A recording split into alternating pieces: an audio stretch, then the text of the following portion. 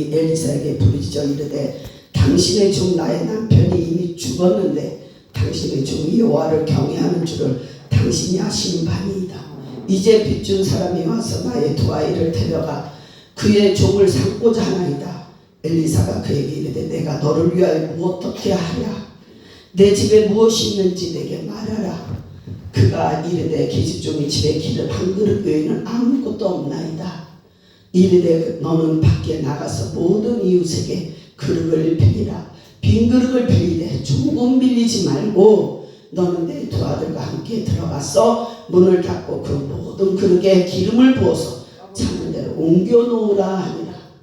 여인이 물러가서 그 두 아들과 함께 문을 닫은 후에 그들은 그릇을 그에게로 가져오고 그는 부었더니 그릇에 다 찬지라. 여인이 아들에게 이르되 또 그릇을 내게로 가져오라 하니 아들이 이르되 다른 그릇이 없나이다 하니 그릇 기름이 곧 그쳤더라.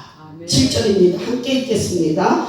그 여인이 하나님의 사람에게 나아가서 말하니 그가 이르되 너는 가서 기름을 팔아 빚을 갚고 남은 것으로 너와 내 두 아들이 생활하게 하라. 잠깐 기도하겠습니다.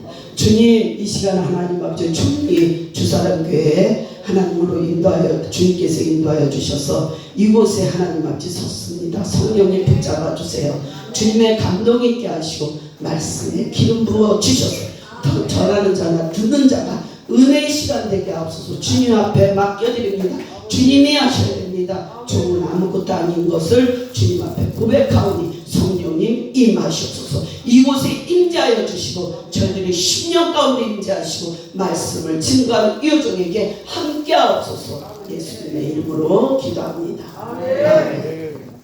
오늘 말씀은요, 우리 많이 들은 말씀이에요. 그런데 이 말씀을 통해서 저와 여러분에게 주님이 주시는 교훈이 무엇인지, 하나님의 뜻이 무엇인지 한번 깨달을 수 있는 그런 시간으로 삼는다면 우리가 영적 신앙생활을 하는 데 있어서 교회만 왔다 갔다 성경책들로 하는 것이 아니라요, 이왕 하나님의 은혜로 복음을 듣고 주님을 사모하는 마음을 왔으니까 이제 이 말씀을 통해서 나를 향하신 하나님의 뜻을 발견하는 것이 중요하다는 것입니다.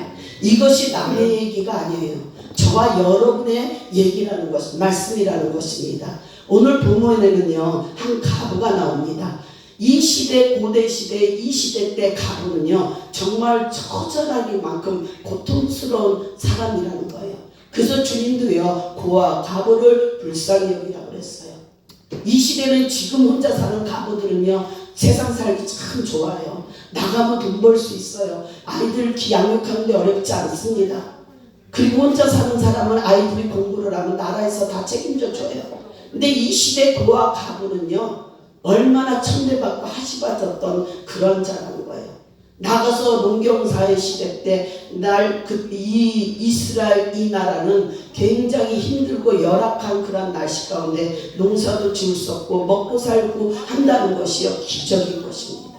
얼마나 고통스럽겠어요. 오늘날 이 시대도요, 정말로 먹고 살기가 힘든 사람들한테, 힘든 분들도 있다는 것입니다. 누구한테, 어느 누구한테 말 한마디 하지 못하고 그것을 내 가슴에 안고 피눈물 나는 그 눈물을 안고 하나님 앞에 나의 자녀와 나의 삶을 책임져 주라고. 그런데요, 주님 앞에 나오는 자들은요, 가난하고 소외되고 병든 자가 주님 앞에 나와서 처자될 만큼 주님 앞에 엎드려 기도한다는 거예요.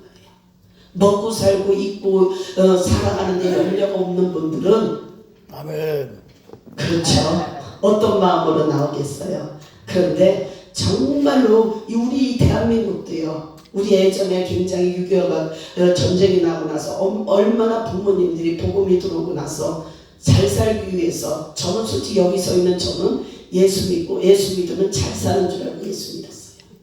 누가 전도를 해도 콧방귀도 안 꼈던 사람이에요. 그런데 이상하리만큼 저는 맞벌이 하는 거 굉장히 싫어해요. 그런데 여자는 시집가면 돈을 벌면 안 된다는 그게 있었어요.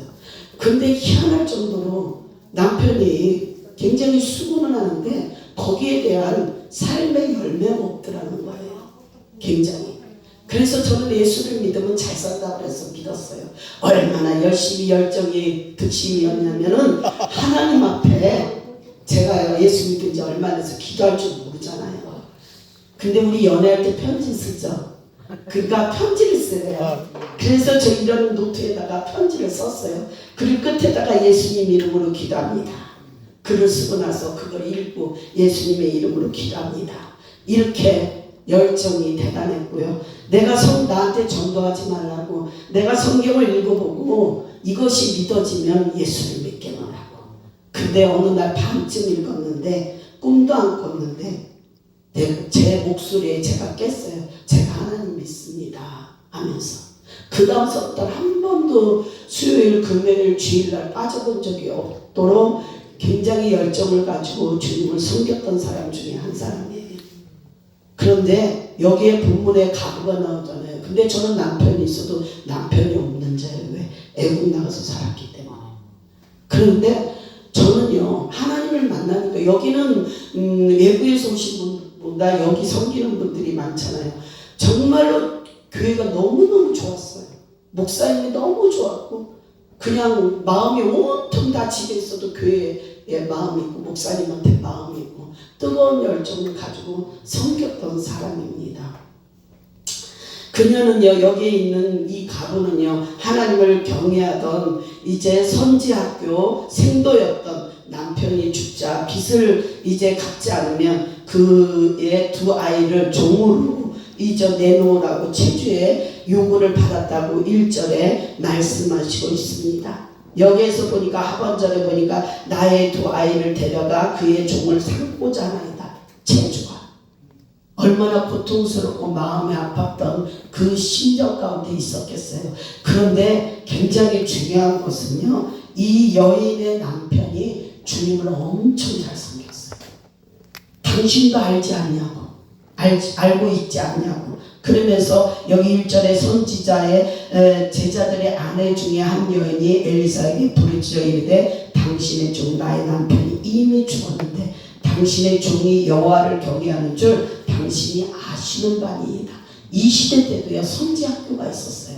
오늘날 우리 이 시대도 신학교가 너무 많잖아요. 물론 장신대, 중신대 이런 유명한 데 말고도 군수신학교가 굉장히 많잖아요.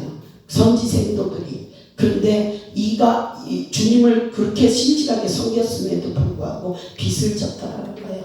그러니까 이분한테 엘리사한테 찾아가서 내 남편이 죽었는데 어떡하면 좋냐고 가서 하소연했겠죠.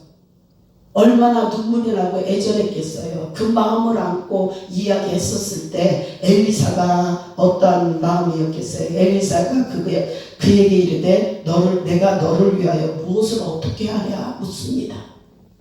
그랬더니요 이 여인은요 기름 한 그릇 외에는 아무것도 없나이다 하는데 그 기름 한 그릇으로 하나님은 역사더라는 것입니다. 저와 여러분 첫 번째로 하나님께 필요한 것을 구하는 자가 돼야 돼요. 우리 하나님의 백성들이 이 땅에 가난하게 사는 것이 하나님의 뜻이 아니라 했어요. 구체적으로 저는요 뜨거운 열정만 갖고 있었지 먹고 입고 사는 거 걱정을 안 한 게 아니라 없어도 그걸 구할 줄 몰랐어요. 제가 아버지를 알지 못하는 그 무지함으로 인해서 제가 그 대가로 20여 년을 고난의 세월을 살았더라는 것입니다. 40대에 제가 사명을 부름을 받고 20년 훈련 받고 이제 60이 넘어서 교회를 하나님께서 세우게 하셨어요. 얼마나 소원이 간절했는지 몰라요. 그런데요 아무리 원하고 여러분 각자 신령 가운데 간절히 원하는 것들이 있을 겁니다. 소원하는 것들이 있죠. 그래서 그것 때문에 굉장히 내가 이렇게 하면 이렇게 열심히 하면 주님이 날 돌아볼까 해서 열심히 섬겨요. 그런데 어느 날 주님이 저한테 그러시더라고요. 로마서 9장 16절에 네가 간절히 원한다 할지라도 그 원하는 것으로도 말미암지 않는데요. 다른 박질하는 거 아무리 열심히 해도 그걸로 말미암지 않고 내가 긍휼히 여길 자를 긍휼히 여기고 불쌍히 여길 자를 내가 너를 불쌍히 여기는 그 자를 들어서 사용한다는 거예요. 네가 아무리 제가 얼마나 간절히 기도를 했겠어요. 우리 남편이 10년을 외국 가서 살았는데요. 제가 10원짜리 한 장 안 남기고 다 썼어요. 뭐해서 썼겠어요? 먹고 마시고 놀고요? 아니에요. 열심히 득심이라고 했잖아요. 하나님께서는 신앙생활하는데 지혜로워야 돼요. 무지함으로 인해서 오는 고난은 약이 없어요. 그거는 하나님께서 깨달을 때까지, 돌이킬 때까지 하나님께서 기다리셔요. 내 팔 내가 흔들고 주님을 섬겼어요. 근데 하나님은 내 팔 내가 흔드는 것을 보는 것이 아니라 주님의 은혜가 아니면 안 돼요. 하나님이 하셔야 돼요. 나는 못해요. 아버지 일하세요. 할 줄 알아도 그렇게 고백했어야 되는데 그 고백을 하면 연단의 길이가 길어지는 줄 알고 열심히만 하면 된다고 했었는데 주님을 몰랐던 거예요. 여러분, 주님을 알아서 정말 주님 앞에 필요한 것들 세세 부분하게 조목조목 하나님 앞에 구하는 자들이 되어지기를 축복합니다. 아멘. 본문에 나오는 가부는 하나님을 경외하던 남편이 이제 남긴 재산도 없이 죽자 빚을 갚을 수 없는 상황 속에서 엘리사에게 찾아와서 부르짖으면서 엘리사의 종이었던 자신의 죽은 남편이 하나님을 경외한 사실을 다시 한번 그 엘리사에게 상기시키면서 나의 두 아들이 이제 종으로 팔려가게 되노라고 처절한 그 마음을 이제 엘리사 앞에 토로했다는 것입니다. 2절에 엘리사는 내가 너를 위하여 어떻게 하랴 하는 소리는요, 예수님이 여리고 길가에 맹인 둘에게 너희에게 무엇을 하여 주기를 원하느냐 하고 묻는 것과 같다는 것입니다. 저와 여러분, 내가 너에게 무엇을 주기를 원하느냐 하고 꿈으로든지 기도 가운데 환상 가운데 이제 나타난다면 여러분은 뭐라고 대답하겠어요? 항상 그게 마음에 준비하고 계십시오. 제가 언젠가 부흥 집회를 참석을 했는데 그때 암이 걸렸었을 때예요. 그리고 건강을 추스리고 있었는데 교회에서 부흥 집회를 했는데 애국인 목사님이 나왔으니까 얼마나, 그때 나는 애국인 목사님 처음 봤어요. 그런데 그분이 묻잖아요. 내가 너한테 무엇을 주기로, 하나님이 당신한테 무엇을 주기를 원하냐고 할 때 그때 하나님 능력 주셔서 각종 은사 열어주셔서 주님이라게 해주세요 했으면 얼마나 좋겠어요. 건강 주세요 했는데 집에 와서 생각하니까 땀을 치는 일이더라고요.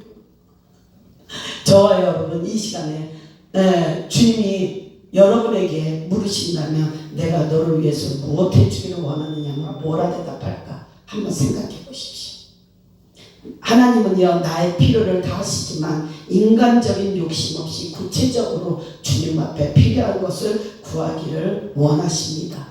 야고보서 4장 2절에도요, 너희가 얻지 못하고 구하지 아니하기 때문이라고 했습니다. 기도하고 응답되어질 때 하나님의 살아계심을 체험하고 믿음의 큰 자가 되어져야 된다는 것입니다. 하나님을 만나는 흔적이 있어야 믿음이 연약해지지 않아요. 믿음이 설령 연약해져도 하나님 앞에 받은 그 사랑으로 인해서 다시 한번 또 힘을 얻고 달려갈 수 있는 그런 자가 되어진다는 것입니다. 저와 여러분, 어려울 때 제일 먼저 누구를 찾습니까? 하나님. 세상을 향하여, 주님을 향하여 한번 생각해 보세요. 세상 방법으로 주님, 나의 삶을 해결해 보려고 그러면요, 해결하면 해결할수록 더 꼬이는 것이 우리의 인생이라는 것입니다. 힘들고 어려울 때 이 여인처럼 하나님의 사랑 앞에 가서 이제 구하여야 된다는 것입니다. 아멘. 그리고요, 작은 것을 무시하지 말아야 됩니다. 두 번째로요, 엘리사가 가부에게 내 집에 무엇이 있느냐 하고 묻습니다. 그녀는요, 계집종의 집에 기름 한 그릇 외에는 없나이다 하고 기름은 말했지만 그것밖에 없습니다 하고 제한적으로 말했어요. 기름 한 그릇밖에 없다고. 그런데요, 엘리사는요, 기름 한 그릇이 있다는 사실에 거기에 초점을 맞췄다는 것입니다. 저희 교회에 기도하러 오시는 분이 있어요. 그런데 그 아들이 굉장히 여러 가지로 신경 쓰게 하고 여러 가지로 힘들게 하는 부분이 있는데 기가 막힌 거, 직장 생활은 얼마나 잘하는지 몰라요. 그러면 있는 것에 감사할 줄 알아야 돼. 그래도 그 와중에 직장 생활하는 것에 대해서 감사하라고. 그렇게 만약에 그 와중에 힘들고 어렵게 하는데 직장생활마저 안 한다면 거기서 오는 고통은 얼마나 데미지가 크겠어요. 우리의 삶 가운데 정말로 이거는 겪어보지 않은 자들은요, 남의 말은 참 쉽죠. 그 현상이 내 문제가 된다면 우리는 입찬소리 할 게 없어요. 겪는 그 것을 통해서 어쩌고 저쩌고가 아니라 그냥 말없이 중보하면서 힘을 돋구는 그 일을 누가 해야 돼요? 내가 해야 된다. 특히 교회 안에서는요, 안 보이고 싶은 부분들이 있죠. 그렇지만 그 보여진다 할지라도 서로 감싸면서 지나가면서 손 한 번 잡아주는 것만 해도 굉장히 큰 위로가 되어주고 힘이 되어지더라는 것입니다. 많은 말을 해서 위로하게 되면 오히려 그분이 상처를 입는다는 거예요. 그냥 말없이 손 잡아주고 기도해, 힘내. 이것이 서로에게 유익이 되어진다는 것입니다. 하나님은요, 과거가 가진 기름 한 그릇을 통해서 기적적으로 문제를 해결해 주십니다. 기름은 성령을 상징하고요, 성령의 기름이 부어지면 작은 불꽃이 일게 됩니다. 예수님의 12 제자는요, 볼품이 없는 자들이었지만 성령의 역사가, 성령의 은혜가 그들의 심령 가운데 있으니까 예수님의 12 제자로서 전부 다 순교를 할 수 있는 그러한 자가 되었다는 거예요. 주를 위하여, 주의 영광을 위하여 아버지께 목숨 바치는 것까지라, 드리는 것까지라도 아까워하지 아니하고 온전히 드려줄 수 있는 큰 돌이 되었다는 것입니다. 감리교 창시자 요한 예술관이요, 그의 몸무게가 50kg였대요. 그가요, 그렇게 감리교 창시자가 되어졌던 요한 예술관은요, 그는요 율법주의자였어요. 자기가 정하는 원칙에는 틀림이 없는 자였지만 그가 어느 날 3년 동안 선교를 갔다가 돌아오면서 그 선교가 성공한 것이 아니라 실패를 안고 돌아오면서 어떤 집회에 참석하면서 그곳에서 성령의 불을 받음으로 말미암아 그가 그 큰 불로 정말로 감리교 창시자가 될 수 있었던 것을 우리는 그의 전기를 통해서 알 수가 있습니다. 그러한 것처럼요, 하나님의 성령이 임하게 되면 우린 두려울 게 없어요. 무서워할 것이 없습니다. 앞을 바라보며 비바람이 친다 할지라도 우리는요, 쓰러지지 않는다는 것입니다. 보십시오. 믿음이 없게 되면요, 여기 서 있는 목사도요, 믿음이 없게 되니까 문제가 생기게 되면 두렵고 떨려요. 그런데 그 문제를 알고 강대상에 올라와서 기도를 하면요, 태산 같은 그 문제가 아무것도 아닌 것처럼 환경이 변화되어지지 않는데 그것을 담대하게, 의연하게 감당해 나갈 수 있는 힘이 내 심령 가운데 있더라는 것입니다. 두려움은요, 사람이 갖다 주는 거예요. 불안하게 하는 것들은 원수가 우리의 믿음을 연약하게 하기 위해서 갖다 주는 거예요. 생각을 바꾸십시오. 온전히 주만 바라보는 믿음을 갖고, 우리의 삶 가운데 문제가 있다면 하나님의 전에 나와서 또한 나를 이끌어주는 멘토를 통해서 목사님 앞에 이제 아뢰고 기도를 받고 또 그걸로 끝이는 것이 아니라 내가 기도해야 돼. 누가 해주는 게 아닙니다. 기도 받는다고 문제가 해결이 되는 거 아니에요. 기도를 내가 하나님 앞에 영적인 통로가 이제 열어져야 된다는 것입니다. 하나님의 백성이 기도하라는 특권을 주님이 주셨는데 그 기도를 하지 않으면 안 돼. 기도를 안 할 때 보혜사 성령님께서 우리의 기도를 돕는다고 주님 말씀하시고 있습니다. 세 번째는요, 복받을 그릇을 준비하는 자가 되어야 되겠습니다. 가부가 기름 한 그릇이 있다고 하자 엘리사는요, 그녀에게 밖에 나가 이웃에게 그릇을 빌리되 조금 빌리지 말고 많이 빌리라고 합니다.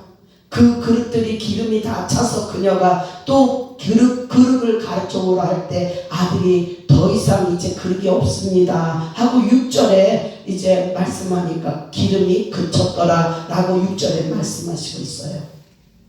엘리사는요, 빈 그릇을 많이 준비하라는 것은 큰 꿈을 가지고 복받을 그릇을 준비하라는 것입니다.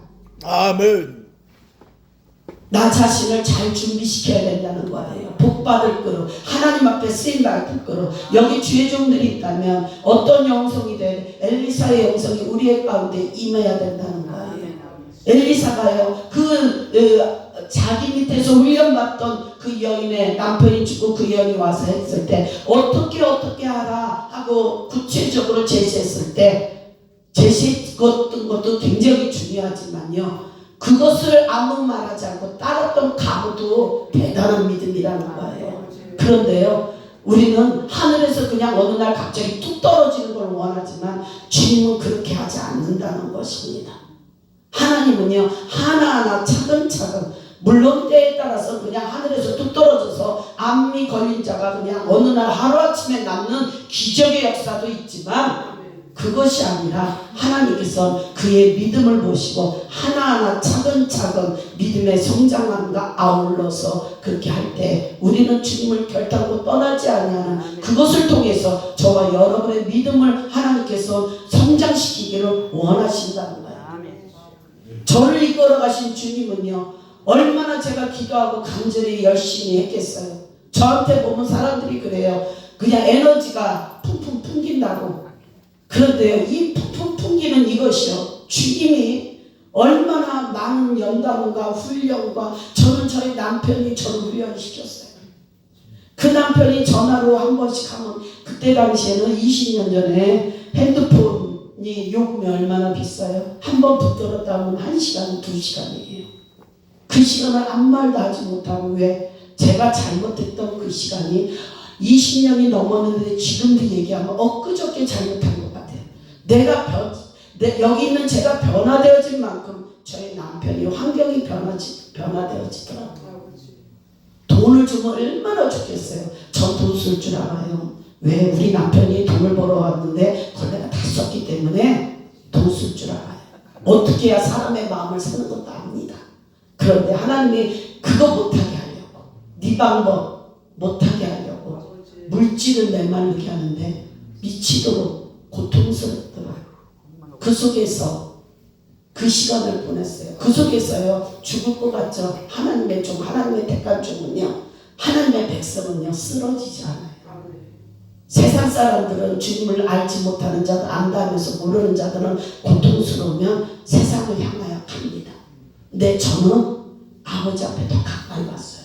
저랑 똑같이 어떤 영성하는 데서 훈련받았던 강도사님이 있었어요. 강도사 시절 때.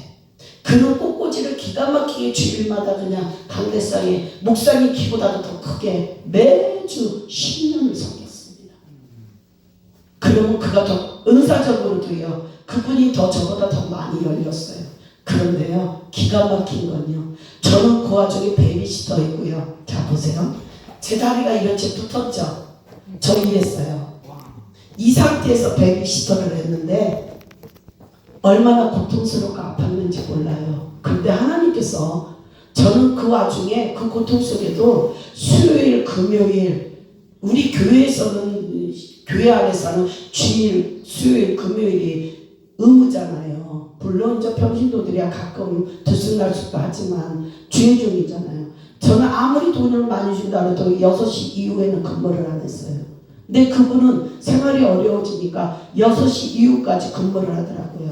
그러더니 그분이 지금은 아줌마가 됐어요. 끝까지 붙드는 자가 이기는 것입니다. 마음이 어디를 향해서 있는 자가, 어디를 향해서 있는 자, 주님을 향해서 있는 자, 힘들면 힘들수록 주님 품안으로 파고드는 자, 그 자를 주님이 쓰신다는 거예요. 저는 오히려 목사 안수 받고 교회 세우고 몇 년 있다가 나 진짜 이 길 가는 거 맞아 했지. 그 앞전에는 한 번도 갈등 겪은 적이 없어요. 사명자라는 거에 대한 자부심도 있었고요. 너무 좋았어요. 그래서 주님을 사랑하는 마음 갖고 했지만 제 사랑하는 방법이 하나님 못이 합당치 아니했던 것입니다. 왜?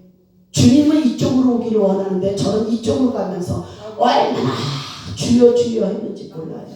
애통해하면서. 그런데 주님은요, 네 팔 네가 흔들어 봐라. 너 기운 다 빠질 때까지 내가 기다렸지. 그 시간 20여년이. 똑똑했죠. 잘났죠. 누가 얘기하면 말 못하나서 죽은 귀신이 붙었는가. 어째 이렇게 아는 게 많은지. 한마디 얘기를 하면 두 가지 세 가지를 알아듣고 알아요. 근데요 그럴 때는요 비웃음이에요. 보면서 아 그래? 지금 생각해보니까 부끄러운 삶을 살았더라고요.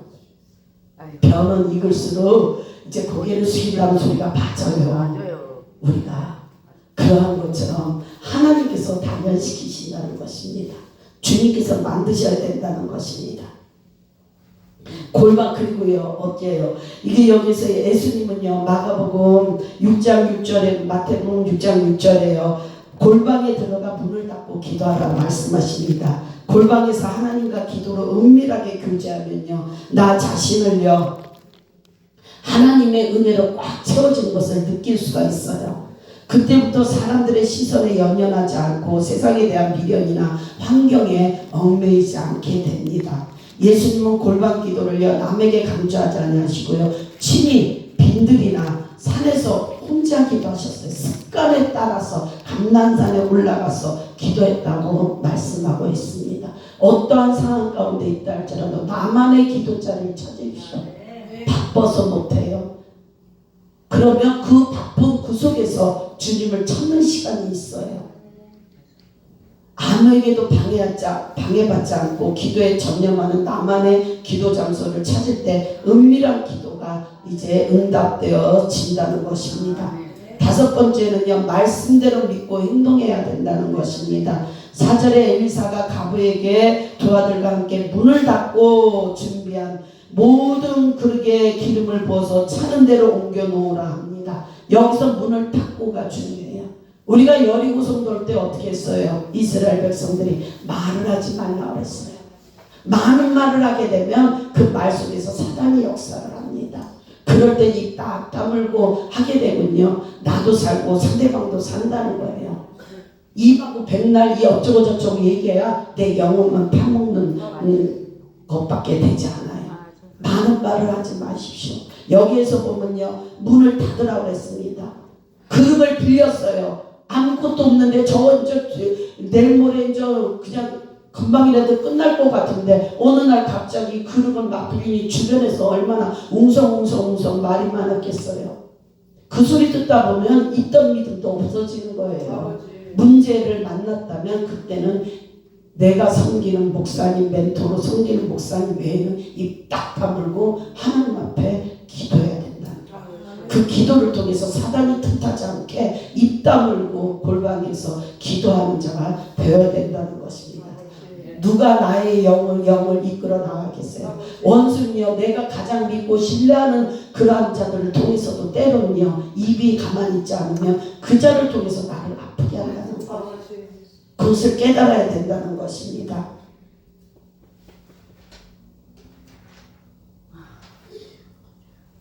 그리고 사람의 겉으로 볼 때요 하찮아 보이고 보잘것없는 것이라 할지라도 소중하게 여기십시오.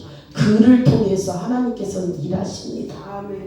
돌무더기와 잡초로 뒤덮인 땅을요 겉으로는 아무것도 없는 것 같지만 그 속에 보물이 숨겨져 있을 수도 있다는 것입니다. 그 보물을 찾으면 땅을 파고 행동해야 되는데 가부가 기름을 붓는 행동을 할 때 계속 기름이 흘러 넘치는 것처럼 믿음으로 행동하면 하나님께서 역사하신다는 것입니다.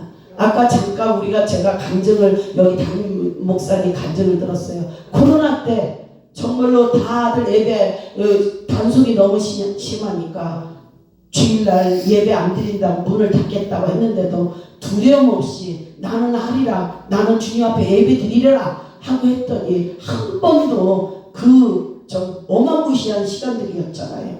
근데 한 번도 교회 문을 닫아본 적이 없다라는 간증을 제가 잠시 잠깐 동안 들었습니다. 우리가 믿음으로 행동할 때 주님은 그에 맞춰서 하나님은 일해 주십니다. 하나님이 가부 가정의 필요를 채워주실 때요 직접 재정적으로 주실 수도 있고 빚준 사람의 마음을 감동시켜서 탕감받을게도 할 수도 있었어요. 그렇죠. 신비하게도 그냥 주지 아니하시고요. 왜 굳이 빈 그릇을 빌려오라고 하고 기름에 기름 붓는 번거로운 과정을 겪게 하는 것은요. 스스로 해야 될 일은 스스로 땀 흘려 하라는 뜻이라는 것입니다. 가만히 있어서는 안 돼요. 부지런히 움직여야 된다는 것입니다. 저는요 이제 사명 받은 분들 중에 일해야 될 분이 있고 일하지 말아야 될 분들이 있어요. 그러면 저는 일하지 말아야 돼도 거긴 안 해도 돼. 하지만 해야 될 경우 잠시 잠깐 요양보살에도 아침 일찍이니까 3시간 와서 하라고. 그것이 얼마나 마음의 여유를 갖게 하는지 몰라요. 영적인 신앙생활하는 사람은요 물질로 재정적으로 너무 힘들게 해요. 고통스러워요. 이것이 인간적인 방법이 아니라는 것입니다. 열심히 하나님을 향하여서 3만 원 받고 주님의 긍휼을 돈 번다고요 주님을 소홀히 여기면 차라리 안일하면 못하는 거예요. 내 영혼을 파괴시키는 그 일은 하지 말아야 된다는 것입니다. 오직 하나님을 향하여 있어지는 마음이 있어질 때 주님이 부으시는 그 속에서 부으시는 은혜가 있어요. 우리가 질병이 걸렸을 때 어떤 분들은 단번에 낫기도 하지만 하나님께서는요 그러하여 믿음이 성장하게 하기 위하고요 영성을 알게 하기 위해서 하나님은 하나하나 차근차근 그냥 차근차근 낫게도 한다는 거예요. 그리고 자그마한 교회 개척교회 섬기게 해서 그 섬김의 은혜로 하나님께서 교회가 왜 그 정도 살리고 본인도 살아야 되니까 서로 연결되어진 은혜들이 있다는 것입니다. 이 자그마한 곳에서 무슨 선한 일이 나겠냐고요? 아니요.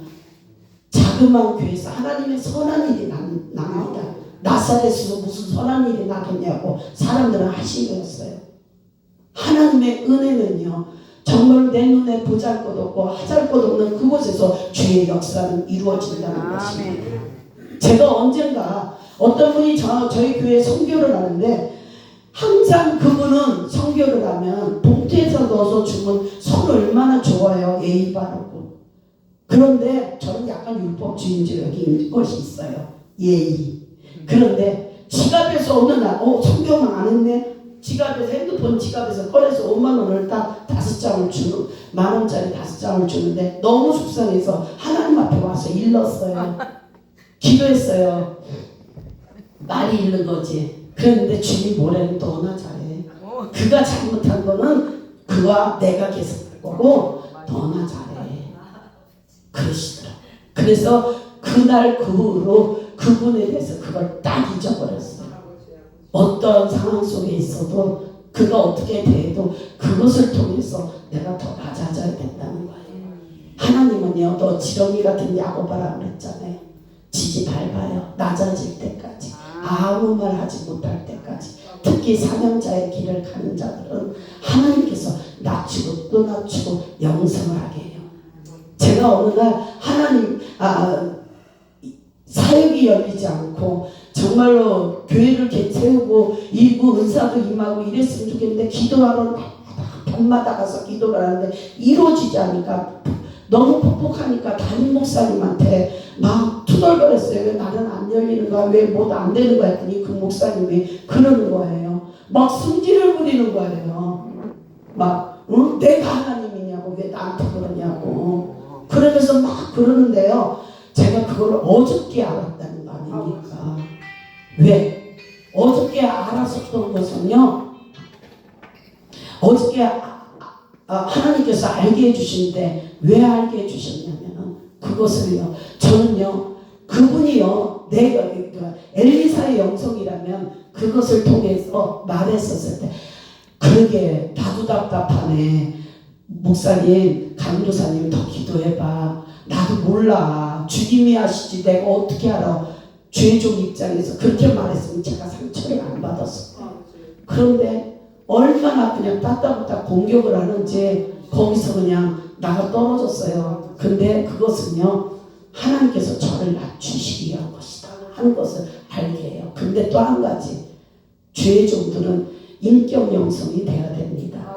찬양에도 있잖아요. 하나님의 길을 가는 자들은요 은사만 가지고 일하면 안 돼요. 은사는 정말로 귀하고 소중한 겁니다. 영혼을 살리는 도구예요. 그런데 예수님의